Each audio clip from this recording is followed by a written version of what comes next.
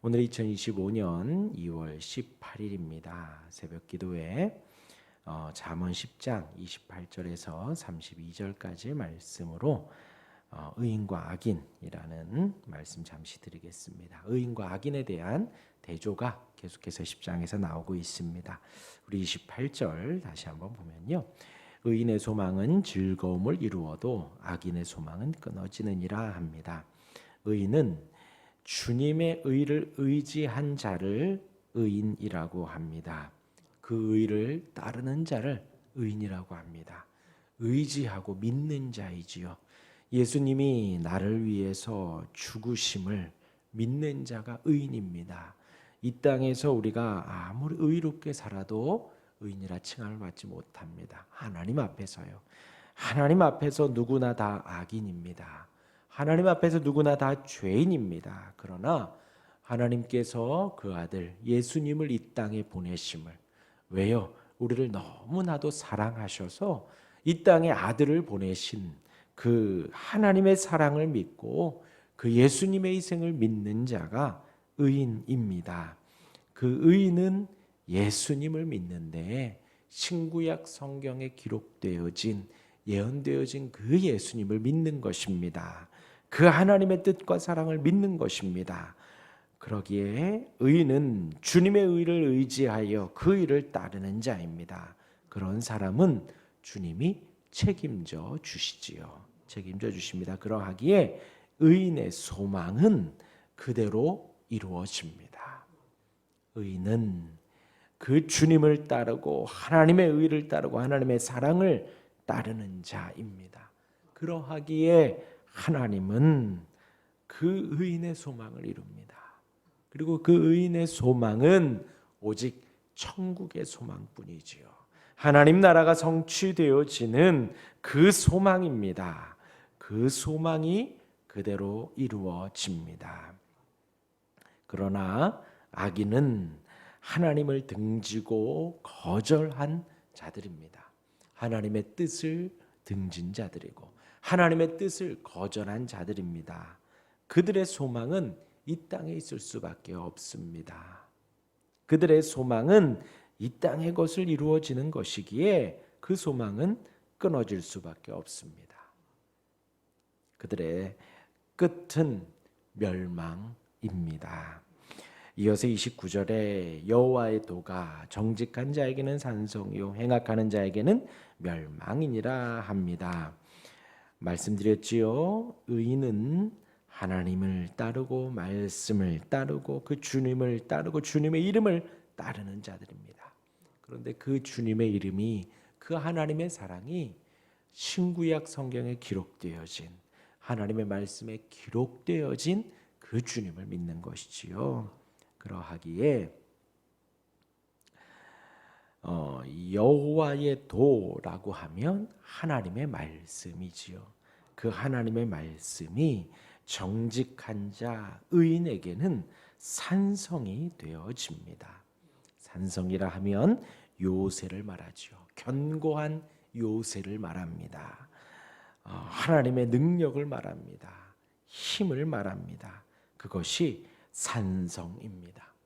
곧 하나님의 말씀을 의지하여 소망을 가지고 의인이라 칭함받는 자들에게 그 하나님의 말씀 여호와의 도는 요새가 되어지고 능력이 되어지고 힘이 되어집니다.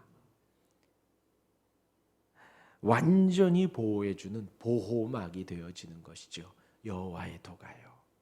그 말씀을 의지하며 살아가기 때문에 그 말씀이 우리를 이끄는, 우리를 막아주는 도가 되어집니다. 그러나 행악자는 그 보호막에, 그 산성의 그 요새에 들어가지 못하지요. 그러기에 행악하는 자에게는 그것이 멸망이 됩니다. 죽음이 됩니다. 행악하는 자에게는 멸망이니라 합니다. 그 여호와의 도가 우리에게 말하지요. 우리 주님이 다시 오신다는 것입니다. 우리 주님이 다시 오셔서 온 세상을 심판하십니다. 그 심판의 기준은 오직 예수님의 이름입니다. 우리를 위해 이 땅에 오신 그 예수님의 이름, 우리를 위해 십자가를 지신 그 예수님의 이름, 그 예수님의 이름이 구원이 되고 예수님의 이름이 천국이 되고 예수님의 이름이 우리로 하여금 영화롭게 만들어 가시는 기준이 되어집니다. 그러하기에 산성이요 요새이요 능력이요 힘이며 구원이 되어지는 것이죠. 그러나 행악자에게는 그 예수님의 이름이 멸망이 되어지죠. 멸망의 기준이 됩니다. 그들은 예수님을 믿지 않았습니다. 그들은 예수님의 구원을 믿지도 않았습니다. 예수님의 십자가도 예수님의 희생도 믿지 않았습니다. 그 사실은 알지요. 2000년 전에 있었다라는 것은 알지요. 그러나 나를 위한 것임을 믿지 않았지요. 그냥 단순히 죄인이기에 심판받아 십자가를 지는구나 정도로만 알고 있는 것이지요. 그 주님의 사랑을, 그 주님의 의를 믿지는 않지요. 그러하기에 행악하는 자, 그 예수님을 믿지 않는 자는 멸망으로, 심판으로 결론이 되어집니다. 이어서 30절입니다. 의인은 영영히 이동되지 아니하여도 악인은 땅에 거하지 못하게 되느니라. 의인은 영영히 이동되지 않는다. 결코 흔들리지 않는 안정감을 말합니다. 이동되지 않는다. 의인은 우리가 천국의 소망을 얻는 천국 가운데 있는 그 은혜 속에 우리가 흔들리지 않는다는 것입니다. 그 가운데에서 이동되지 않는다는 것이에요. 왜요? 28절에 의인의 소망은 즐거움을 이루어도 주님이 책임져 주시기 때문이지요. 우리가 가는 그 천국은요, 우리의 행함에 따라 가게 되고 안 가게 되고가 아니라니까요. 오직 예수님의 이름이 기준이 되어서 변함없는 그 사랑의 이름, 그 평강의 이름, 그 예수님이 우리를 그 천국으로 인도해 주시는 것입니다. 그러하기에 영영이 이동되지 않는 것이에요. 그러니 우리의 구원의 기준이 예수님이고 우리의 구원을 완성해 주시는 분이 예수님이시기에 우리의 구원이 흔들림이 없는 것입니다. 만약에 우리의 입술에 있고 우리의 행함에 있고 우리의 생각에 있고 우리의 의지에 있다면 얼마나 불안합니까? 자다 깨도 흔들리는 것이 우리의 의지이고 기분에 따라 흔들리는 것이 우리의 의지이고 정말로 먹는 것 하나에도 흔들리는 것이 우리의 의지인데요. 얼마 전에 하얼빈이라는 영화를 봤는데요. 그 가운데 이제 독립운동하는 투사들의 이야기인데 밀정이 하나 나오잖아요. 밀정이 무엇에 넘어갔냐? 소고기 스테이크에 넘어가는 거예요. 막 독립투사니 먹지 못하는데 불러다가 처음에 막 때리고 회유하다가 이제 최고급 소고기 요리를 주니까 그걸 먹으면서 돌아서는 거예요. 우리가 먹는 것에도 우리의 의지가 좌지우지해요. 그만큼 우리는 어리석고 연약한데 그 기준이 구원의 기준이 의인의 기준이 천국의 기준이 우리라면 우리의 행함이고 우리의 언어이고 우리의 생각이고 우리의 기분이고 우리에게 그 기준이 있다면 얼마나 불안합니까? 항상 이동될 겁니다. 항상 흔들릴 겁니다. 그러나 그 기준이 예수님이기에 그 기준이 이 변함없는 진리의 말씀이기에 우리의 결국은 우리의 천국은 영영이 이동되지 않습니다. 얼마나 감사한지요. 반면에 악인들은 불안정한 삶을 살아가지요. 땅에 뿌리를 내리지 못합니다. 땅에 거하지 못하게 되느니라. 어딘가에도 이게 그냥 주거지가 아니라 그들의 마음이라는 거예요. 그러니 어느 때에는 이렇게 살아가고 어느 때에는 저렇게 살아가고 땅에 뿌리를 내리지 못합니다. 여기에서의 땅은 약속의 땅을 말하지요. 그러하기에 영원한 천국의 소망, 굳건한 소망으로 그들은 이동되지 못하는 거예요. 그 땅에 거하지 못하게 된다는 것입니다. 이어서 31절입니다. 의인의 입은 지혜를 내어도 배역한 혀는 배임을 당할 것이니라. 의인은 지혜로운 말을 하지요. 하나님의 말씀을 말하기에, 진리를 말하기에 항상 지혜를 내게 됩니다. 지혜로운 자는 지혜로운 말을 하고 생명을 얻게 되어지지요. 지혜로운 진리를 말을 합니다. 예수님을 증거하지요. 그것이 바로 의인입니다. 우리가 의지하고 소망하고 우리가 바라보고, 그러한 의인에게 툭툭 치면 의인의 그 예수님에 대한 말씀이 나오지요. 진리의 말씀이 나오지요. 그러하기에 의인의 입은 지혜를 내게 됩니다. 의인의 입은 지혜를 냅니다. 그러나 패역한 혀는 배임을 당하니라. 악인의 입은 저주의 소리를 내기에, 죽음의 소리를 내기에, 이 땅의 세상의 소리를 내기에 배임을 당한다는 것입니다. 심판을 받는다는 것입니다. 왜 패역을 낼까요?